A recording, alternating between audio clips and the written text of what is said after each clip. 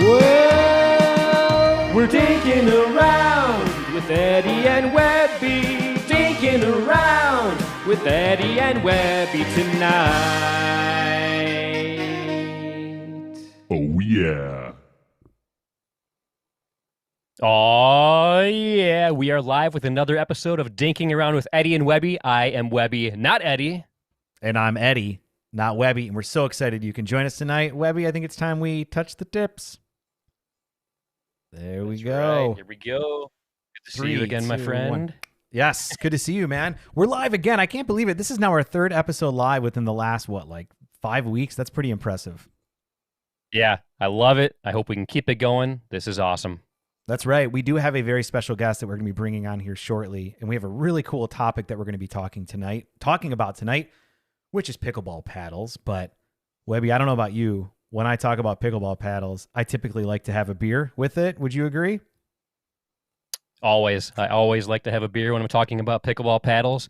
And I just so happen to have a beer with me right now. And because it's getting colder here in Michigan, to me, that's porter season. I love porters. And tonight I'll be drinking one from Founders Brewing Company. Founders Porter. Yeah, that's one of my favorites. That's a great beer. One of my favorite porters out there. It's well balanced. Sometimes porters can get, I think, just a little bit much for me. That one's nicely balanced. I really enjoy it. And it is not getting colder here in Florida because it's Florida and it's amazing. So I'm going to be enjoying a nice New Belgium Voodoo Ranger this evening. One of my favorite IPAs. Nice. Yeah. And Webby, take a look at the glass that I'm pouring it in. Are you able to see? Oh, it's all foam. Well, just so nice you know, white glass. it's a best man glass from your wedding in 2017? What year? Oh, nice. 2016. Yep. Just had our 7th anniversary, as a matter of fact. Congrats, my friend, and cheers. Well, thank you. Cheers. Yes. This is going to be another great, fun episode. That is true. And we want to give a big shout out to our friends at New Belgium. Thank you guys so much for everything you're doing with Pickleball. You have great beer. I love seeing your beer at events. We're grateful for you. So thank you so much to New Belgium. Yes. We love it when people get in the pickleball world. So Absolutely. Love Webby, it. just so you know, we are live tonight. We are live on Facebook. We are live on YouTube. We are live on Twitch. And I really think that to get the most out of tonight, which is going to be a great video regardless, but to get the most out of it, we want to know what some of your paddle questions are going to be. And some of them might make it onto the air. We're going to have our guest answer them. So put your questions down below, and we'll be reading them off to you. Right, Webby?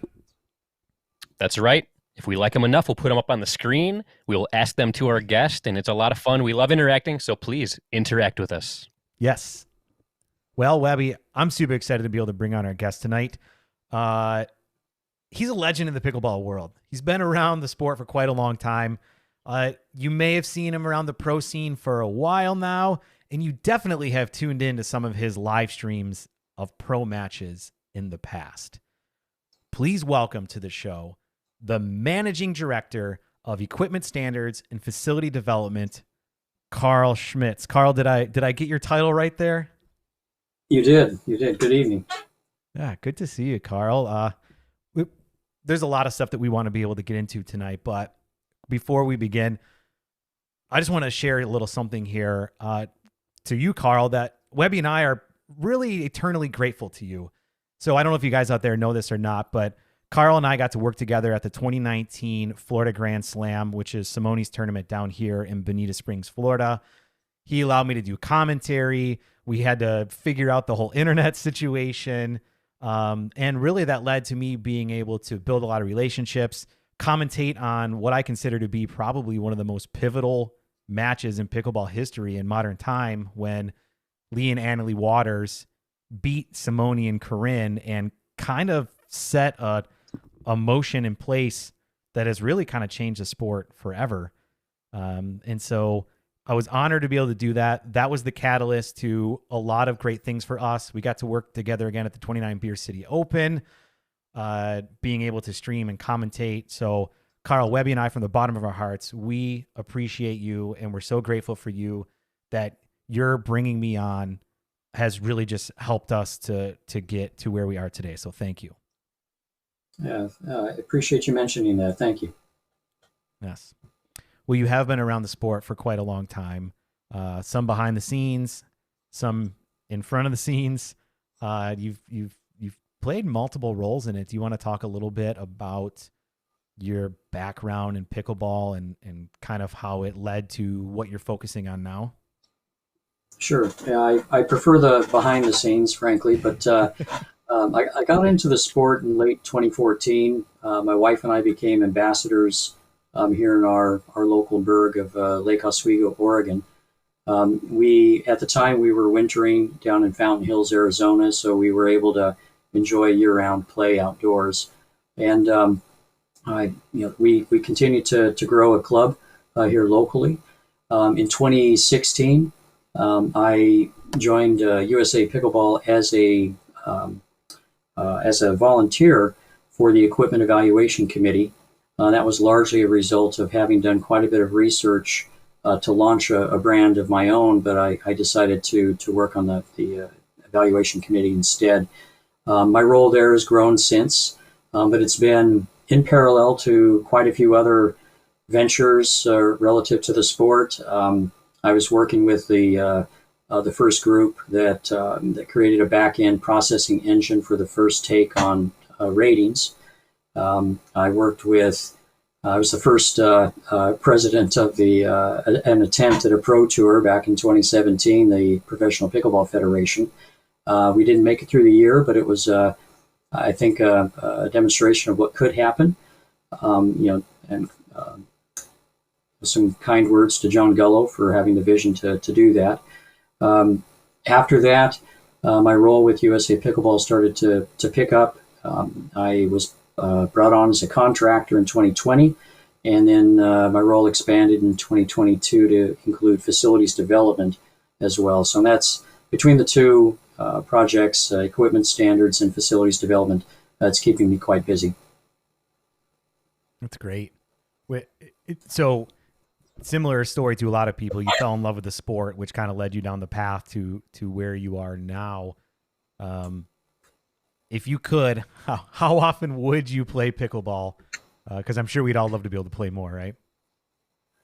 When I wasn't working this much, I was playing 5 to 6 times a week, 3 hours a day. And that's when, I was able to improve my game quite a bit. But then as I got more involved in the business side of it, the amount of available time to play did wane a bit. But when I do get out and play, I still enjoy it. And I use that as an opportunity sometimes to play test some of the new paddles that are being sent in. I've got a hitting partner that I hit with frequently in a private court. So there's no prying eyes on some of these paddles that are still in prototype phase. That's cool that you have the opportunity to test them out too. Webby, question for you. If you got to play 5 to 6 times a week, do you think you might finally medal in 4-0, or what do you think? Well, you obviously didn't see the most recent video that I posted because I did finally medal in a 4-0 tournament. I got a bronze medal with my friend Wendy. But yes, to answer your question, if I was able to practice a lot more, absolutely, I would be doing a lot better than I do now. The once a week practicing doesn't really cut it too much in the 4-0 plus division. No, definitely not. What would you rate yourself at right now, Carl? My last rating was a 4.87. I did peak over 5 for a short period, but that's when work took over and I wasn't able to compete as much as I used to. So a 4.5 officially, but I'd like to spend a bit more time on the court and try to get it back up over the 5.0. Very nice. I don't think we've ever played. We've been at events together, but I don't think we've actually ever hit on the court, which is crazy. I broadcast a couple of your 2-on-1 contests at the Beer City Open. I think you were playing Kyle. That's right. Yeah, I forgot about that. Yeah. Okay. Yeah. So the 2019 Beer City Open, when Webby and I did a 2-versus-1 match against Kyle Yates, and yes, Carl was there to make sure all the action was brought to you guys. So that's so cool. I forgot about that. Mm-hmm. I'll never forget it. Yeah. We try to forget it. But Webby, any questions coming in here yet? Yeah, we already have one here from Nicola on Facebook, and he says, "What paddle does Carl use?" So when you do play, Carl, like, do you have a preference? Are you allowed to have a preference of paddle that you like to use right now? Yeah, I play with a different paddle almost every game. I usually bring 5 or 6 paddles with me if I do get a chance to hit the court, and I'll just cycle through and hit with them, get a feel for the weight and balance and how soft they are. I prefer a softer paddle for resets and work around the kitchen. I've got stroke mechanics that came from Racketball, so I can put enough heat on the ball if I need to. So I prefer a soft, and generally thicker paddle with a little bit of head heavy balance. So I didn't answer your question, and I can't. Okay. I was wondering if you were going to be able to answer that one or not. But thanks for the question, Nicola. Yeah. Guys, keep your questions coming here tonight too, because I have plenty, but these are all things that I'm just genuinely curious about. So we want to hear from you as well. Starting with your new role with USA Pickleball. Again, this is Managing Director of Equipment Standards and Facility Development. You kind of touched briefly on it, but you want to talk a little bit more, like what, if somebody asked you, like, what's the biggest thing that you're doing in that role for the sport of pickleball, what do you think that would be? Well, it cycles. We're going through a number of transitions. We're transitioning from a mechanical stylus to an optical scanning platform for surface roughness. This has taken a bit longer than we expected, but it was driven by the increasing number of molded resin paddles that we're seeing, more recently. That was a big one last year. Through the course of last year, probably one of the more important projects was an acoustic program. We've just rolled out a quiet category that has a set of specifications for paddles that manufacturers can build to. These paddles will receive quite a bit of promotion. They do get a specification relief. In many cases, in order to reach this lower acoustic threshold, they have to have different surfaces. They may have to have a little higher deflection because that absorbs energy as well. And so it took us quite a bit of time first to properly characterize the sound of a ball hitting a paddle. The spectrum, the sound pressure level measured in decibels, and the time domain. And so looking at that information, we then had to determine how much quieter do we have to go to have an impact. Is it 3? Is it 5? And so we finally landed on a number, and that was partly driven by the market in terms of we didn't know what was possible until a couple of paddles were sent in that weren't too far off the regular specs. And one of the key things about this program is that we still want to preserve the nature of the game. We don't want a quiet paddle that is a trampoline that's too fast. We don't want a quiet paddle that's too sticky because it's using, a too soft a surface. And so we had to come up with the right specs to bound the performance envelope. And, we did, it was about mid-year where we landed on this. And we've seen the first paddle was just introduced early this week. It's called the Owl, OWL. It plays just like a regular paddle. It's got a softer surface, a felt-like surface, though, which means we couldn't conduct a surface roughness test on it. So it doesn't carry a certification for sanctioned play, but it meets the quiet criteria. And it is very quiet. It's about half as loud as a standard paddle. And so we feel that paddles like this will help reopen some facilities that have been closed over the last year due to complaints. And there's no sacrifice from a playability standpoint with those paddles. That's been a big project, and we're also rolling out along with that an additional several new acoustic panels that can go up on fences around a facility to help drive the acoustic propagation around a facility. We've been working with Acoustablock for several years, Pickleball United has a suspended acoustic foam product. Silencer has a new sound attenuating fabric. Both of those last two are very lightweight. The three of us could cloak an entire facility in a day because they're not heavy.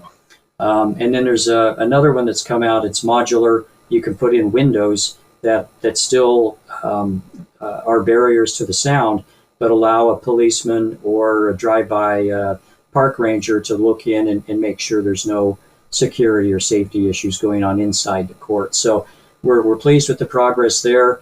We're actually evaluating active solutions as well, and we'll do consulting for facilities or owner-operators that are looking to break ground on a facility to help ensure that they build in a place that doesn't have a negative impact on the residential areas around it. So that's been a big one. One last thing, this year has been a huge one for rolling out a field compliance program. Not unlike the ITTF, the International Table Tennis Federation, they have a paddle testing protocol. It's racket control there. That's what they call it. We've developed one that we rolled out a year ago at Nationals, and it's been evolving over the last year and will continue to evolve in the future, including deflection platforms, both cantilever beam, which tests the rigidity of the entire paddle, as well as a deflection test for the paddle face. We're evaluating radar to do inbound and outbound speeds, which will yield a exit speed ratio as well as spin rates. So we're evaluating several new technologies that will help us advance the ball in terms of understanding the physics of the sport, the characteristics of the paddles, and then in time we should be able to help bound the performance envelopes from a manufacturing standpoint. That's really cool. So it's funny. I always knew that USA Pickleball was interested in that stuff and driving it forward, but to hear you kind of put it down of all of the cool, new, unique, modern stuff that you guys are going after to kind of handle some of the issues going on with the sport right now, which noise complaints is one of them. I think that's super cool. I mean, it just shows to me that USA Pickleball is really looking towards how do we keep this sport growing and focus on, how do we use technology or how do these products work? That's really cool to hear, Carl. I appreciate that. We do try as well to not just be reactive. A case in point would be 2 years ago, we heard and were informed by a couple of manufacturers that they intended to develop open throat paddles.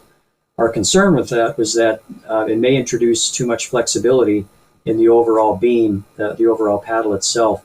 So in anticipation of that, we developed a cantilever beam test that I mentioned earlier to evaluate the stiffness of these new paddles as they came out relative to existing paddles and the flexibility of, for example, a 13 millimeter cord standard single throat paddle.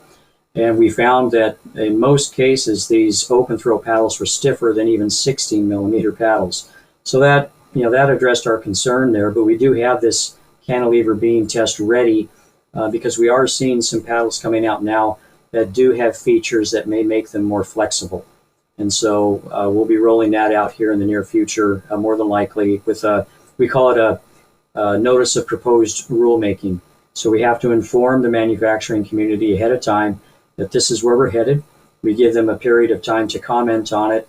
And then once we've gone through that period, if we may make some adjustments to it to accommodate the inputs, and then it'll become a real rule.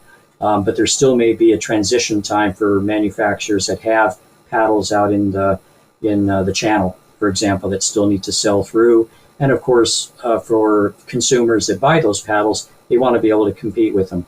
So in general, we'd look at a transition like that where a new rule is rolled out with a 2-year buffer to allow the sell-through and play by the consumers downstream. That's cool. It's great that you guys are working with the manufacturers too to make sure that you're keeping them in the loop with a lot of this stuff. Because if you didn't, I could see that being a pretty big issue for them, right? Because I mean, especially if they're rolling a bunch of inventory out, rule change comes in they're not aware of. So it's good to hear, Yeah. So speaking of paddles too, Webby, what are all the materials of paddles that you've played with? Have you played with a wood paddle before? I have played with a wood paddle. Yep. And do you know what your Five Below paddle is made of besides cheap plastic? Is that a good way to describe it? I would say like maybe a thick cardboard, something like that, or or what are the paddles with the rubber band and the ball at the end that you hit with? I feel like that's what the Five Below paddle is made of. Paddle smack or something like that. Yeah. Well, and so I mean, obviously, paddles can come in all shapes and sizes too. So, Carl, I guess can you talk a little bit about because you've been in the sport for a while. You've probably seen progression of paddle technology, different materials, and whatnot. I named off a couple: wood, plastic. I know raw carbon is now a big thing. Do you want to talk a little bit about kind of the progression of paddles, materials used, and where we've gotten to now, 2023? Yeah. So I mean, it might be worthwhile just a quick look back. You'll recall Jennifer Lucor did a history of pickleball book a couple years ago. There's an image of the wife of one of the founders of the sport swinging a wooden paddle, and that's this one right here. This is one of the original paddles here, probably built back in 67, 68. But I mean, there's no thickness to the handle, but painted white for, I guess, it wouldn't pass an MLP test right now because it's white, but it's kind of heavy. And then this was my first paddle, just to compliment Webby's bit. This is my first paddle, and I don't know if you can see it. As a racquetball player, I was very, very hard on my paddles. I would prop strike the corners of them and wear them out. This one, of course, was wood, so it lasted forever. But then over time, moving from wood, I think you'll recognize this as one of the first composite paddles. I think Steve Paranto's father was the inventor of this, or one just like this. But it's using a panel that's used in aerospace. Pretty lightweight. I do have a collection of fairly odd paddles as well. If you remember my prop strike comment about hitting the corner of my paddle on the court, this would allow you to swing and avoid doing that. Oh, yeah. And I have probably what is one of the shortest handled paddles in the world right here. This is wow. This is the same paddle that Glenn Peterson used, I think, to win a national championship back in, it was either 15 or 16. Wow. And of course, it set a trend for a while of very long paddle heads, very short handles. This one's a favorite of mine because of the shape and the approach to embed a trigger finger in it. But it uses. And if you need to pop a beer cap off, you can use the end of it. Exactly. That's right. It's a multi-tool. Yeah. And but it's got a very, very cool carbon face as well. It's called a nude carbon face. There's no coating over it. And then, of course, you'll recognize this brand. They've been around a while, but this is one of their first paddles. If you look at how it's made, it's fully laid up. It's one of the earliest fully laid up paddles out there. This thing is, it's rock solid. This will last a million years probably. And then, of course, most recently, something I've seen, there have been two major trends over the last couple of years. One has been, let me just grab another one here.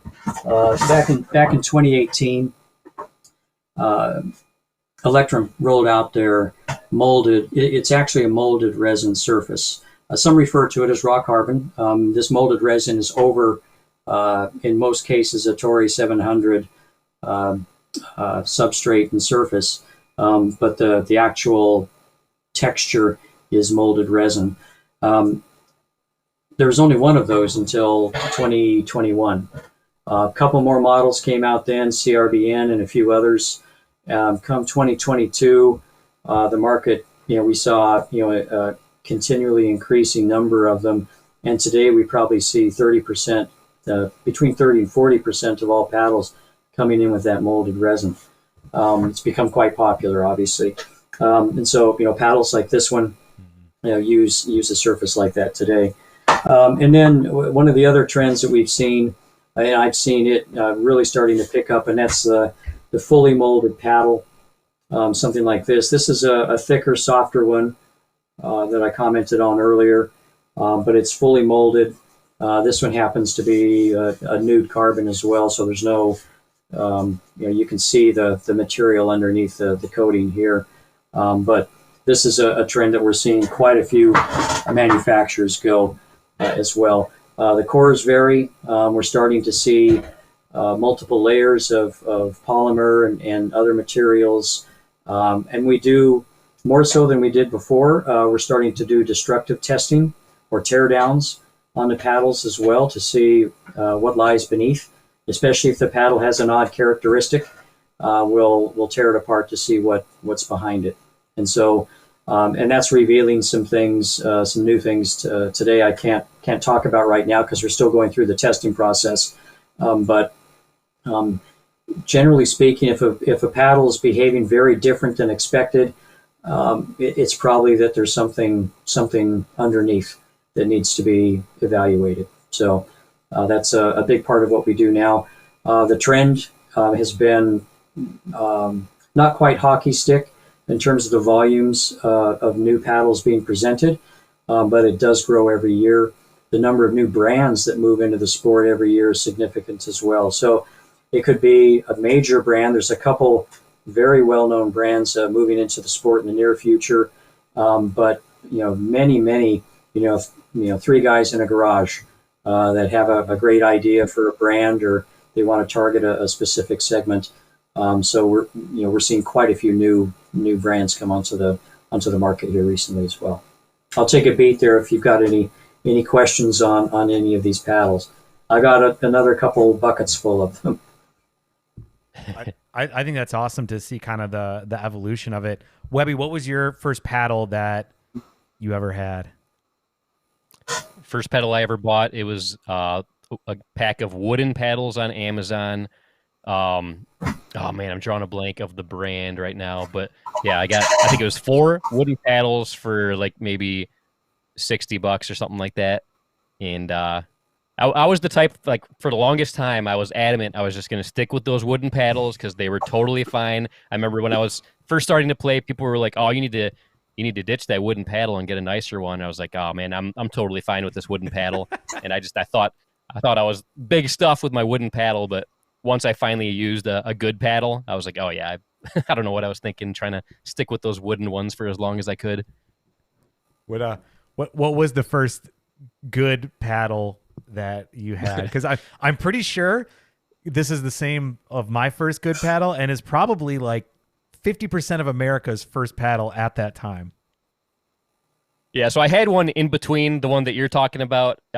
It was called Upstreet. Like the company was called Upstreet, and it had like pine trees on the front. And it was just, I thought it was a cool looking paddle, but like it was super like it had no grit whatsoever. It was really bad. Honestly, the wooden paddle was better than this other transition paddle that I got. But then my first like good paddle was the Onyx Z5. Oh yeah, that was like as well. Yeah, right. I mean, that's the thing. I think that was priced perfectly to where people that were kind of like Webby's saying, they're going from the wooden paddle and they're like, "Oh, I'm taking this a little bit more seriously." They get that paddle, and I mean, every court I would go to, you go to the 3-year courts, half of them were Onyx Z5s down here. And yep. Was that the same kind of in your area too, Carl? It was, along with Paddle Tech. Almost at the same time, I started to acquire lots of paddles, and the Element was one of my first composite paddles as well. That and the Z5 were fairly close. I think I bought them in the same season. By the way, as part of my collection, I have one of the prototype Elements with a handwritten Paddle Tech Element on the paddle itself.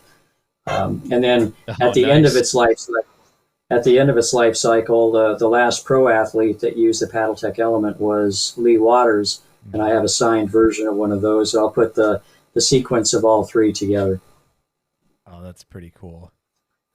I've also seen, and I think these are designed for people with, I don't know if it's mobility issues or hand issues or something, where the paddle is almost like, it's hard to explain. I don't know if you have any there or not, but where I do have one. It's buried. It's Paddle Boards is the brand. there you go. Yeah. And it's meant to address issues with brachialis major. With the elbow, you use a slightly different wrist movement that doesn't stress that same muscle. And I've got a kid-sized one that was probably submitted for approval back in 2015 or so. That's really cool. The first time I ever saw that paddle, I was at the local rec center. It was in the winter, playing on the hardwood gym floor surface, and I remember a guy, he brought one of those in, and everybody was just like raving about it. I mean, everybody was just fascinated by it because it was such a weird looking paddle, just because there was no like regular handle. It's just got the hole that you put your hand in, and then you kind of hit it and stuff. And he swore by it, and like, because people were trying to say like, oh, that thing looks ridiculous and stuff, and he was like, oh no, this thing is great. And I kid you not, 2 weeks later he gave up on it just because he didn't need it. He didn't have like the issue that you were talking about, so he didn't really need a paddle like that. And he finally realized, yeah, this isn't really as good as what I was hoping for. Right. So you were recently on the Pickle Pod, which Webby and I are big fans of that podcast. Thomas and Zane do a great job with it. And you guys went very in depth with a lot of the testing and what you do at a lot of these different pro events when it comes to paddle testing or whatnot. So if you guys haven't checked it out, go check out Pickle Pod. It's a great episode with Carl, and I think there's going to be a little bit overlap with what I want to get into here. But I even want to go even a few steps back for those that might not even be as in depth in the pickleball world that we are. And my question for you, Carl, is I'm sure there's standards around different things with the paddle, right? Like, for example, I probably can't bring a 6 foot by 6 foot piece of wood to a court and use that for a paddle. But I guess I don't really know exactly what some of these rules are. You don't have to go too in depth about them, but what are some standards and rules that are put out there regarding just kind of some general things regarding a pickleball paddle? Yeah, I think the place to start is what principle we're trying to support, and our board's responsibility is to preserve the integrity of the sport, to preserve the nature of the sport, and at its core, it's a game of finesse. And so, two of the most important attributes of the paddle that we try to bound are friction and power. And so over time, our rules have been written, is mostly text that would make statements like that the paddle shall not be designed to be powerful, or it shall not have a rough surface. Over time, we developed objective tests for that, and eventually we moved it all to the lab in Baltimore for the testing there. The tests that we do today include two that are designed to bound friction. One is a surface roughness test that I described before, with a mechanical stylus that runs across the face of the paddle and yields basically peak to valley measurements. There's a coefficient of friction test, which is a sled that's run across the surface of the paddle.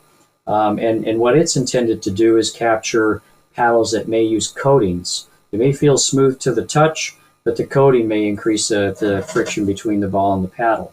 And then, of course, the deflection test has served us very well over time. It's basically a test with a tensile tester pressing into the face of the paddle to look for too deep a deflection, which could contribute to a trampoline effect. It's been a very good surrogate for us for measuring power for years.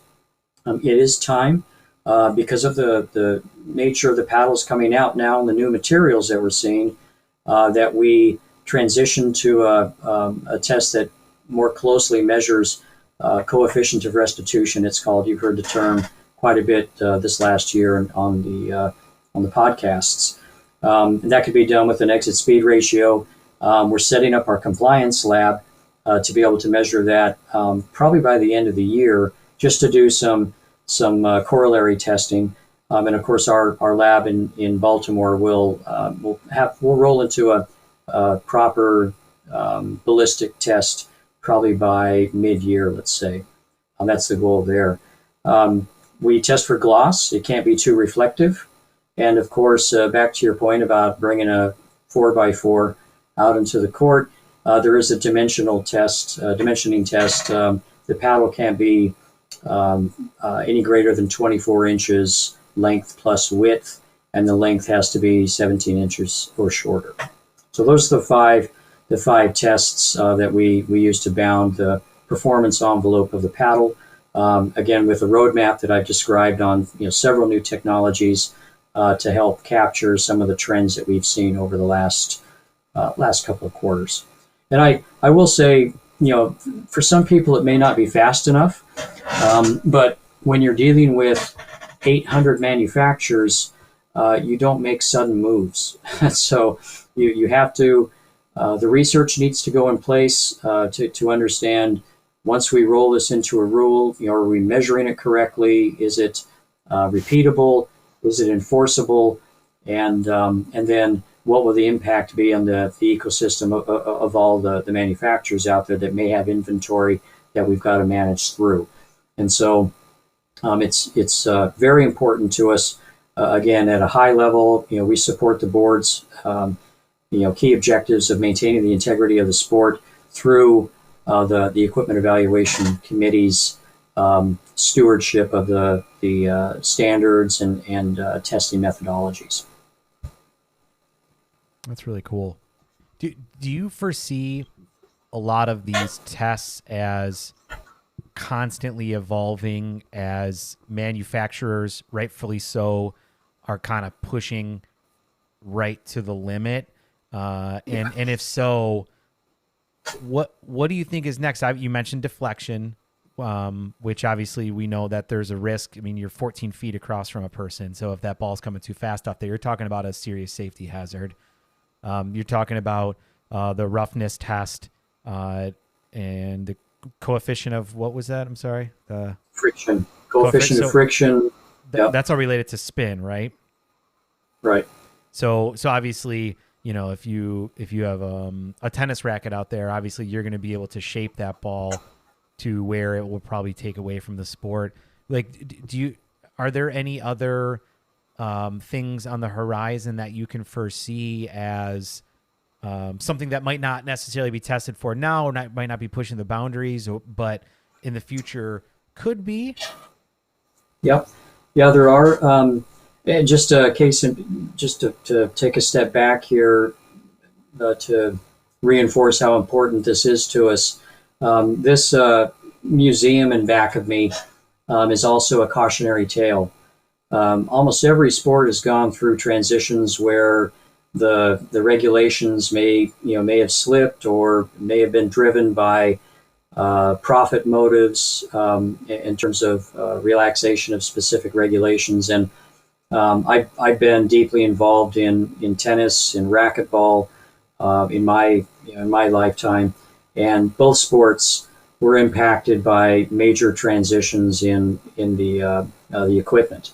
Racquetball, of course, you can see here on this side, the lowest racket is about 105 square inches in the string bed, and above it is one of the earliest rackets, which was this wooden racket that came out in the late 60s, and that was about 65 to 70 square inches. So 50% increase in the string bed had a huge impact on power. And actually, one of the last rackets that I played with still was only up to about 80 square inches, and that was back in the 80s. Of course, on the tennis side, the biggest driver of change was the Prince Classic, invented by Howard Head.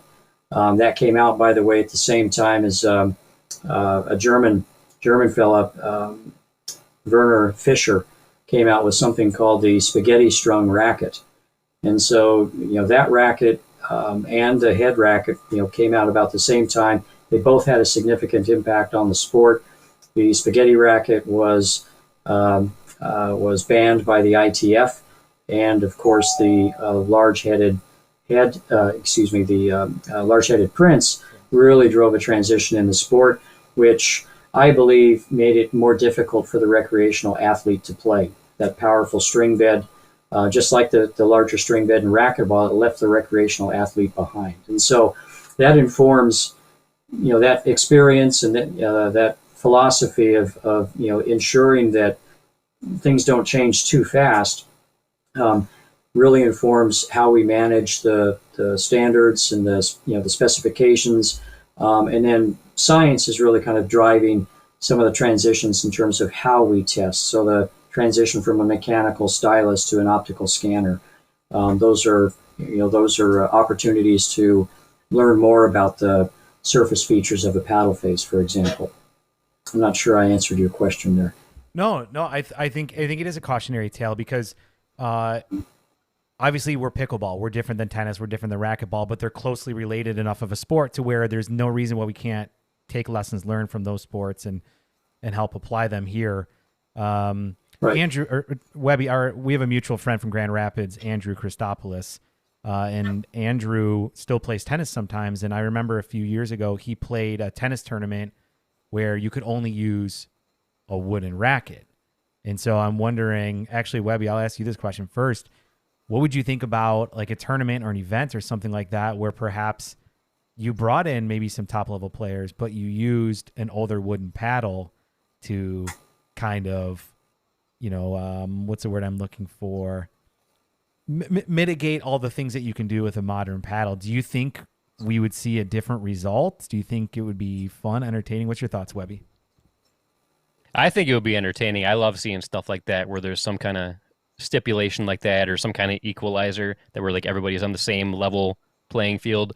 And I do think it would make the gameplay different too. They would have to adapt to that, what the paddle can do, because the wooden paddle just can't do what today's latest and greatest paddles can do. So to me, I think that would be entertaining. I know not everybody always gets entertained by the same things I do, but I personally would like to see something like that.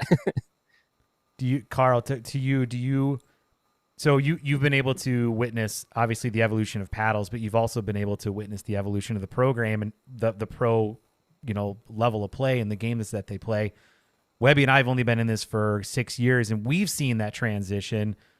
What have you noticed from, paddles increasing spin, increasing power, and how that's translated into how the game is played differently now than maybe it was, 5-6 years ago, and maybe even longer than that? Yeah, well, I mean, two major transitions happened almost simultaneously, and that is the move of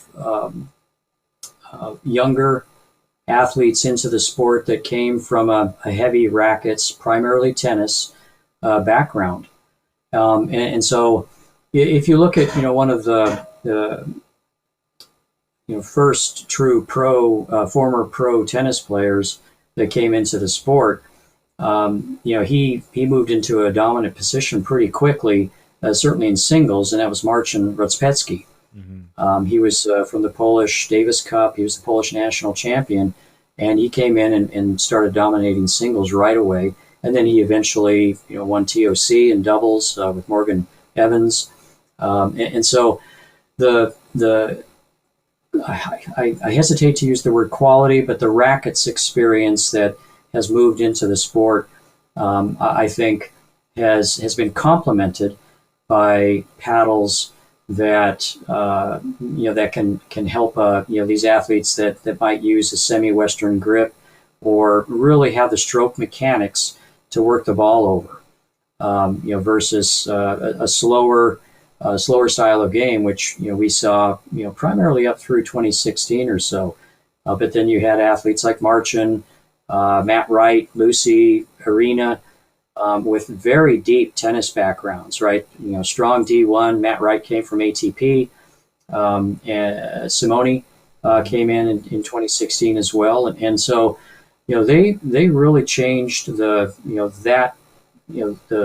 ability to hit consistent drives, speed ups, and not taking away from those, the OGs, that were right before that, but that transition I think is significant. If you look back, and I've done analyses of the trophy trends through that period of medal counts and things, and it's pretty fascinating. And then you started to see the roll in of paddles with increasing texture in 2018, like the Electrum, for example. In 2019, the Franklin signature models came in with increased texture as well. Still legal, but certainly pushing the limit. And so it was a nearly simultaneous transition between the nature of the athletes coming in and the experience of the athletes coming in. By nature, I mean the background, and then of course the paddles. And then you've seen transitions more recently, or not that recently, but I mean over the last couple of years, increasingly thick cores that may give the big hitter a little bit more control. And so from the baseline, they're able to rip the ball using their very natural stroke mechanics. But then when they move up, they can transition using this softer paddle maybe a little bit more quickly than an athlete could have in the past. That was coming from that sport. That's cool. Yeah. It's funny you brought up Marcin Respetsky. I saw recently that he was the last person to win singles since Ben Johns has dominated since 2016, I believe, up until this year. So it's kind of cool that you brought him up, knowing that he has such a legacy in the sport and was the last one to do that. Mm-hmm. So go ahead. Oh, sorry. Going back to the my first wooden paddles, I actually just pulled up my Amazon order that I placed back in 2017, and it was 2 Amazing Aces pickleball paddles with 4 balls for $25, and then I bought 2 of those sets for myself, my wife, and my 2 daughters. And going along with our discussion we were having earlier about what I would think about the pros all playing with wooden paddles and stuff like that. And Bianca Russo, she agrees with me. She said that would be entertaining. I have 3 wooden dillers. And I know that's another very popular wooden paddle, the diller. Mm-hmm. I've seen that a lot. But thanks for the comment, Bianca. The diller. I like it. So, Carl, question for you. So, obviously, right now there's a lot of focus on paddles, right? And I think we can all agree that in order to preserve the sport, we need to have some standards, because we don't want this to become something that it was never designed to be. And we also want to make sure that people are safe and they're not going out there with helmets on and chest protectors because they're getting hit by these paddles that are just crazy.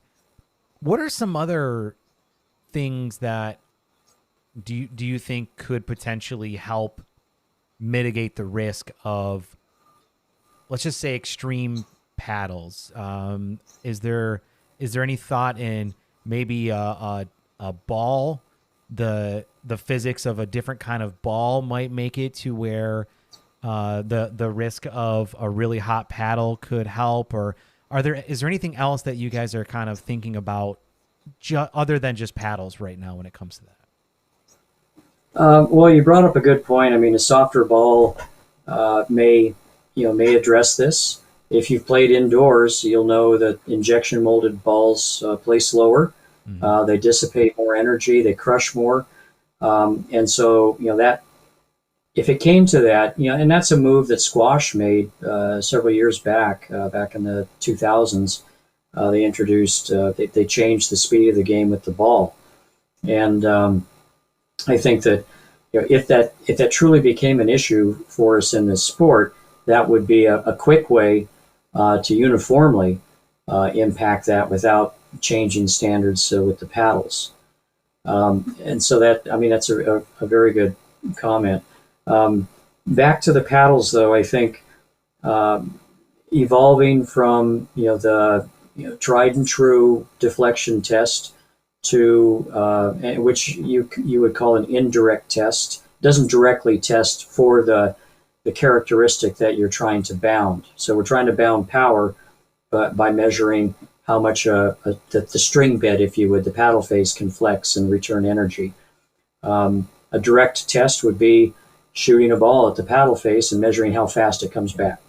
And so moving in that direction, our labs do that in baseball and softball already. And so we're working with them to adapt it to this sport. But we might be able to move a little faster, at least to start to collect some data on some paddles that we're concerned about in a much more timely fashion by using a ball machine and in a controlled environment with radar guns co-witnessed with a high-speed camera, which is something we can do probably by the end of the year.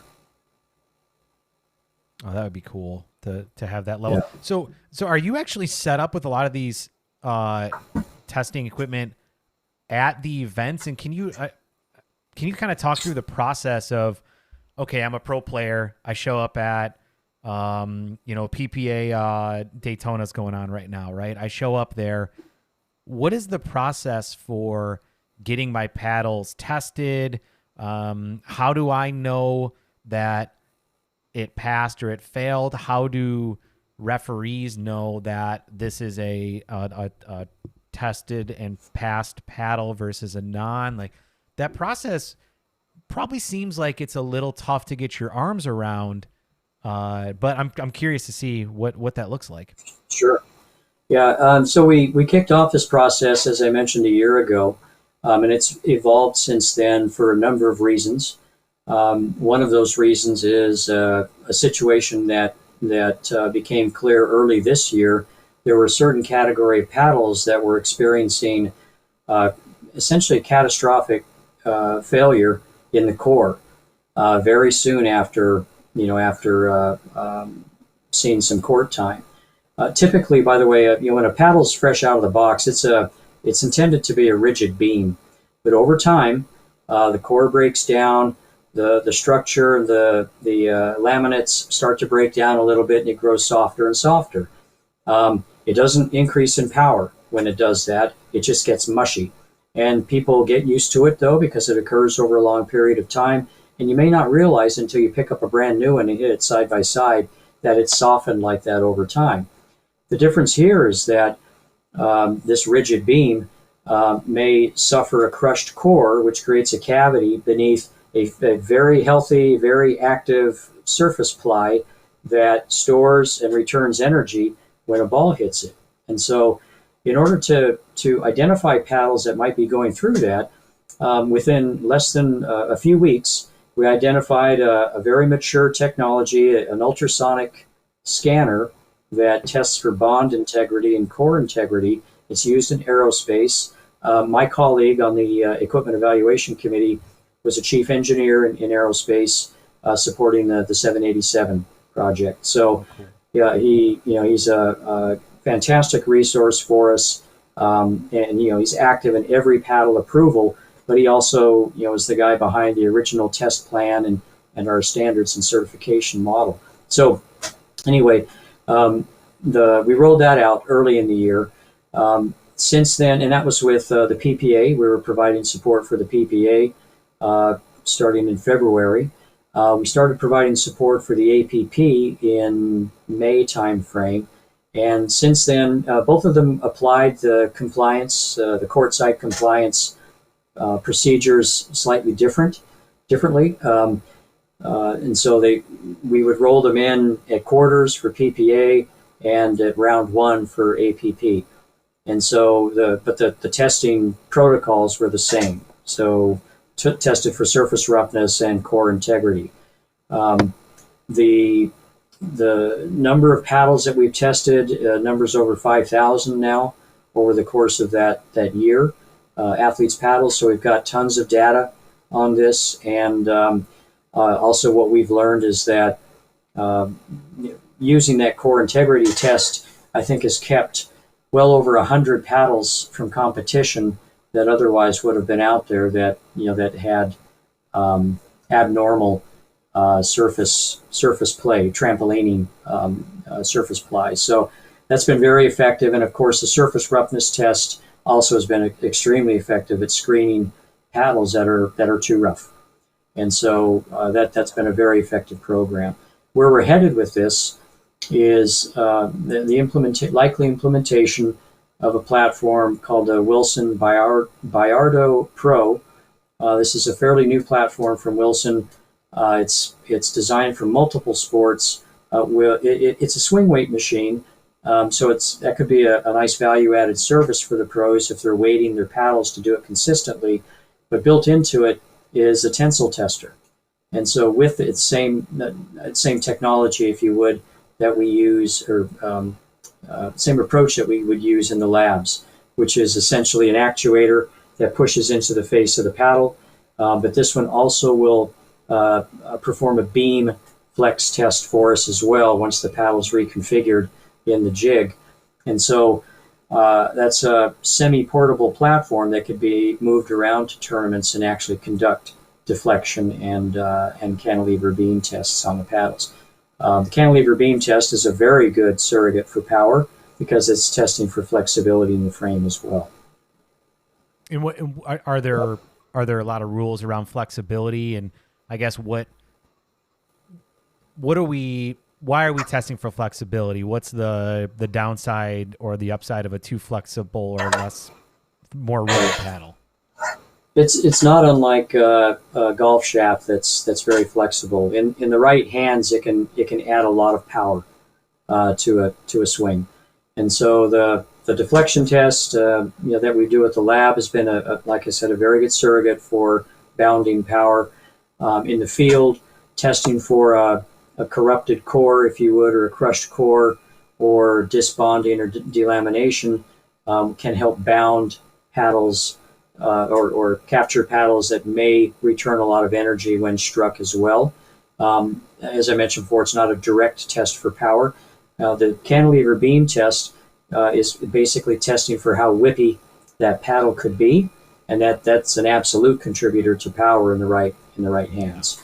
And so that's something that we should be able to roll out by the first quarter, and it should be implementable in the field. We'll also use it in our compliance lab. That's not the same as our certification lab, which is independent.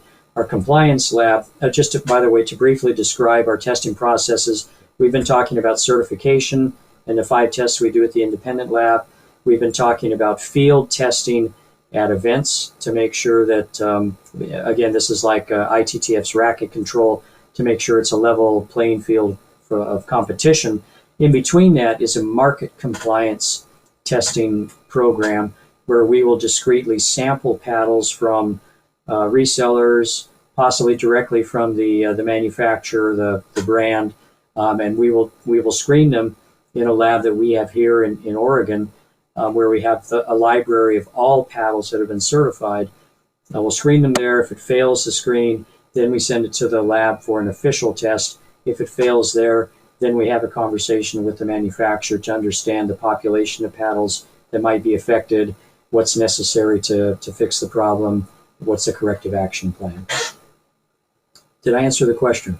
Yeah. Yes, I feel like you did. Yes. Well, I think the one question that's still lingering for me too is, okay, so I'm a pro. I show up. I have 6 paddles. You guys look at them. How do I know that that's a Sorry, that was the bit I left out. Yeah. So back to the court side, we'll run that subset of tests. If the paddle passes both of those, they receive a non-transferable serialized sticker, which we can then track that paddle through the course of the event. Of course, the paddle's not going to get rougher once it gets submitted, so there's really no need to continually test it for roughness through the course of an event. However, some paddles may actually deteriorate during the course of an event. And so we visually capture the results of the ultrasonic scan, and not only the results, but the settings. That's important as well, so that we replicate that the next time the paddle comes in for a test to see if there's any deterioration in the core, which may contribute to a more active paddle face. And we saw that. Early in the year, that cluster of paddles that suffered some manufacturing issues, we would see a change from match to match when we would do the scan. And if it exceeded, the number, we would confiscate the paddle, and in most cases, we would take it back for an autopsy in our lab in Oregon. That's really cool. Seems like you got your work cut out there for you, Carl. You and your team there. You guys are doing a lot. You're making a lot of great, necessary changes to maintain the integrity of the sport, and we all thank you very much for that. Well, that's our goal, and I appreciate that. Thank you. Absolutely. Well, like we do with all of our guests, Carl, this is your opportunity to share whatever you like. How can people follow you? Is there anywhere they can look on USA Pickleball for any of this information? The floor is yours, my friend. Okay, thanks. We love to see all your listeners follow usapickleball.org on all its socials. We're present on all the platforms and quite active there. For those of you that may have time and are considering contributing more to the sport, I'd like you to consider becoming an ambassador. It's a high impact role. It's a huge contribution to a community, to get courts established, to get programs established, and to get more people involved in the sport. That's where I got my start, and it's been nothing but a growth experience from there. And it's been very high impact for my wife and I. We started together as ambassadors here locally. Support the USA Pickleball. It doesn't cost much to join. The membership fees help go toward the research that we do, toward the programming that we put in place, the grants that we bring to high schools and other scholastic programs in paddles and nets. And so the organization, while it has maybe a little south of 100,000 members, directly or indirectly, what we do touches every player in the sport through our racket certification or paddle certification programs. We've been talking too much about rackets back there. Yeah. Our certification programs, our grassroots programs. At some point, you'll encounter an ambassador and have questions, and then of course at some point we hope in the future you'll want to compete in a sanctioned event as well. So that's my pitch. Stay involved, contribute to the extent that you can, and continue to enjoy and help grow the sport. Well, there we go. Great words from the legend, Carl Schmits. Carl, thank you so much for joining us tonight. I feel like you're helping to get awareness out there about paddles. I know paddles are a big controversial topic across the board, but when someone like you comes on and breaks it down and really explains it in a way that's logical and sensical, I feel much better knowing that USA Pickleball is at the forefront of this, making sure that we're paddle technology is going to help move the sport forward, not hurt it. And so we are grateful for that. And hopefully I'll run into you at an event coming up, and when we're both off the clock, maybe we can go enjoy a beer again like we did, almost 5 years ago, if you can believe it. Yeah, that sounds great. I appreciate it.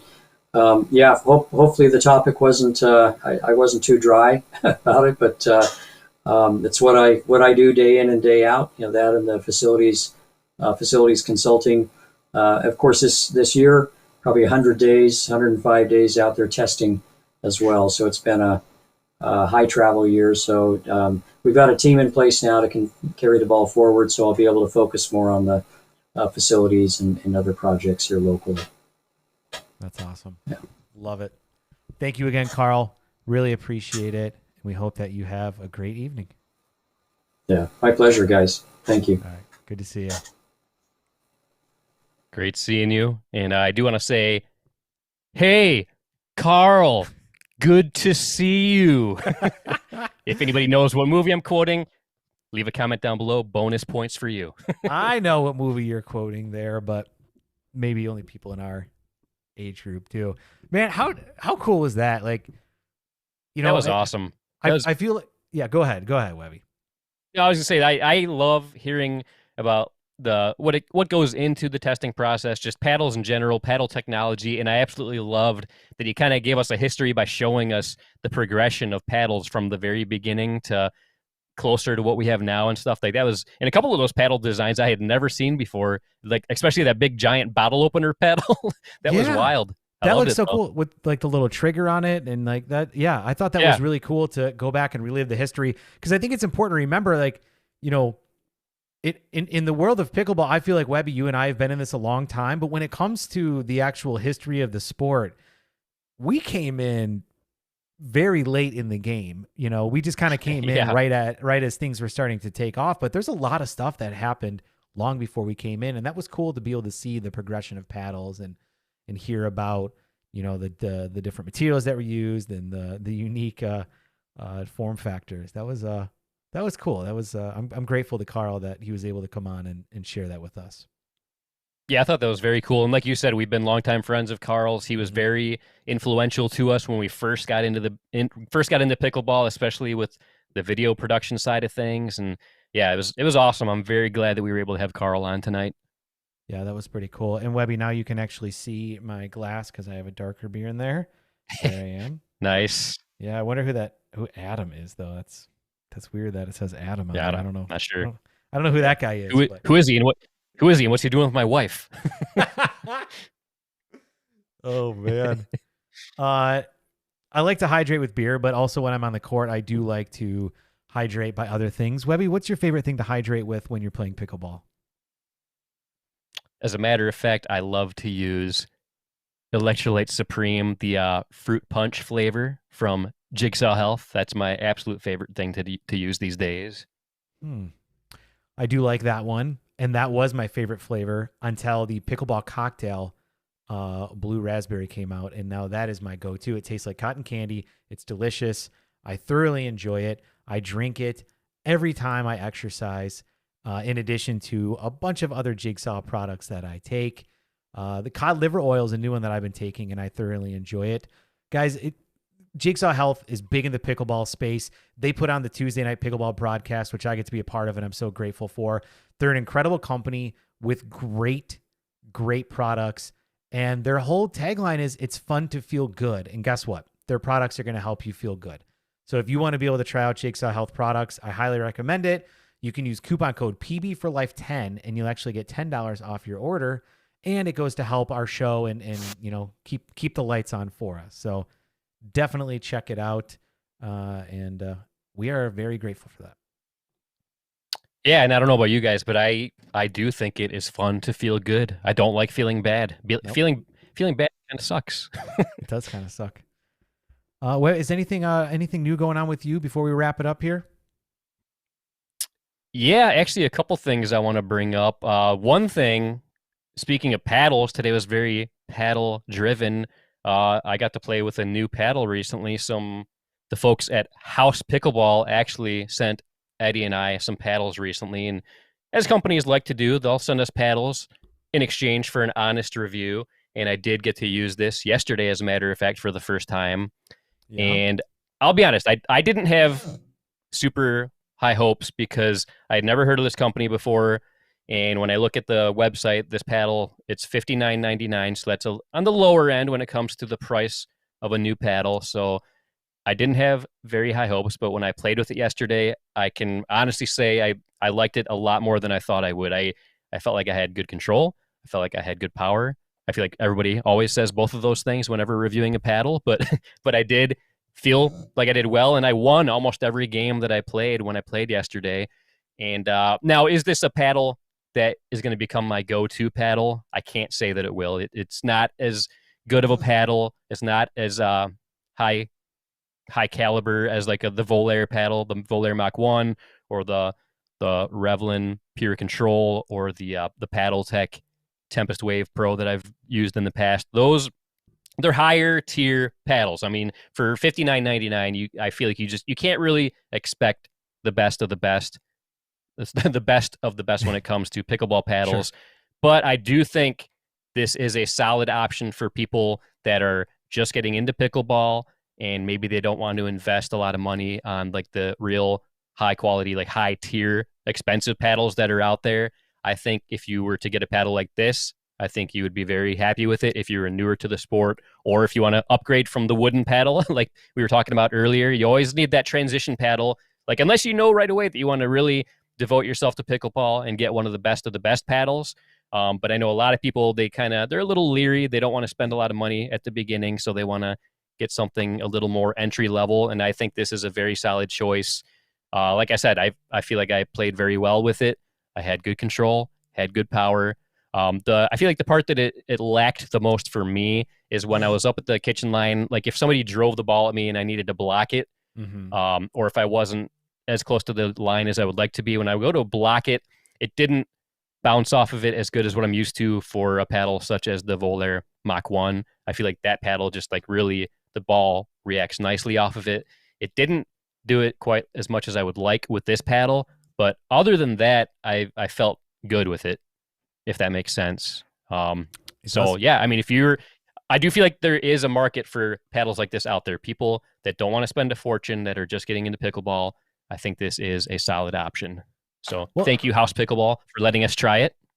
Yes, thank you very much. I'm excited to bring it on the court next time with me, because we got to remember there is a market for different price points in paddles. And like you said, a lot of people, they're not going to go out and spend, what is it, like $150 to $200 now for a higher end paddle. So if you can get something for that price, that's going to get you 80% of the way there.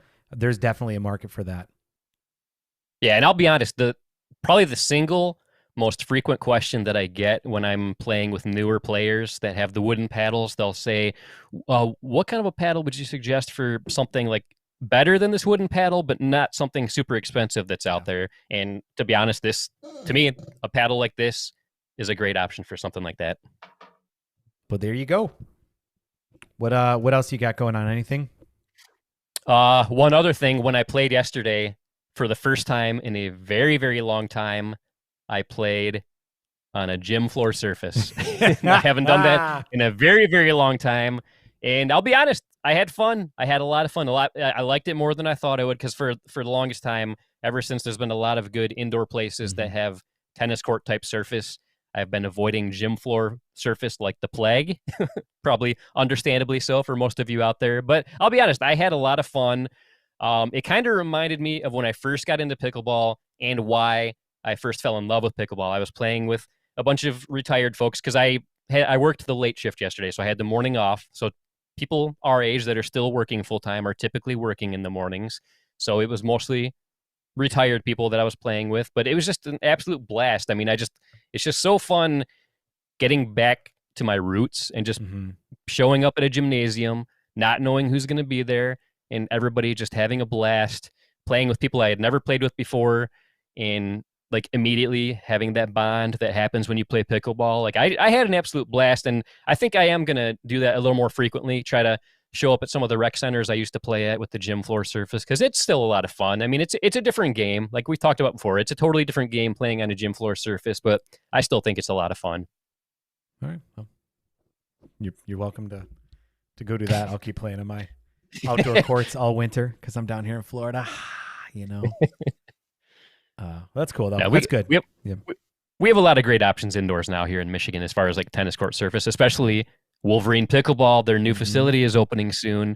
12 dedicated indoor pickleball courts. I cannot wait. It's going to be pretty nice. I'm pretty excited for you. Hopefully I can get a chance to get up there too as well sometime in the near future, because that facility looks like it's going to be a good one. Yes, sir. Yes, sir. Well, that's great. Well, guys, a couple of things I want to leave you with. If you haven't checked out the Tuesday Night Pickleball broadcast, you absolutely should. We have 2 more weeks of regular play and then 2 weeks of playoffs in the final. So 5 more weeks for the rest of the season. I'm super excited. There's going to be a lot of great matches coming up. It's every Tuesday night starting at 6 p.m. Arizona time. And because Arizona's smart and they don't do daylight savings, that means 8 p.m. Eastern, 7 p.m. Central, and 5 p.m. Pacific time. So or no, wait, I missed Mountain Time in there somewhere. I don't know. It's 6 p.m. Arizona time. It's 8 p.m. Eastern time. You guys can go ahead and figure it out. Every Tuesday night, you can see it at Orchard Pickleball, where it's also on the Dink. It's one of the best produced pickleball live streams you're going to see. Go ahead and check it out. I happen to be on the production crew, which I'm very grateful for and honored to be a part of. So check that out. And Webby, I usually hate when you do this, but I'm actually going to do what I hate, and that is I'm going to tease something. Webby and I are going to be releasing a new project soon. It's going to be, I don't even know how to describe it. It's going to basically take some incredible content from the past and put a little twist on it. So yeah, I think our old school fans are going to love it. And I think newer fans of pickleball that maybe aren't super familiar with us, I think they're going to enjoy it. So I think it's a great thing. I'm looking forward to it. So stay tuned. That's right. We're excited to keep coming to you guys live every couple weeks here. Year-end episode will be coming up soon, which we have some great plans for as well. Make sure you subscribe. Give this a like if you're on YouTube. If you're listening, I don't know what you do to give us love, but whatever you can do, please do, because we want to keep bringing this content to you. And on that note, I'm Eddie. And until next time, this is Webby, not Eddie, signing off. See ya. Pickleball.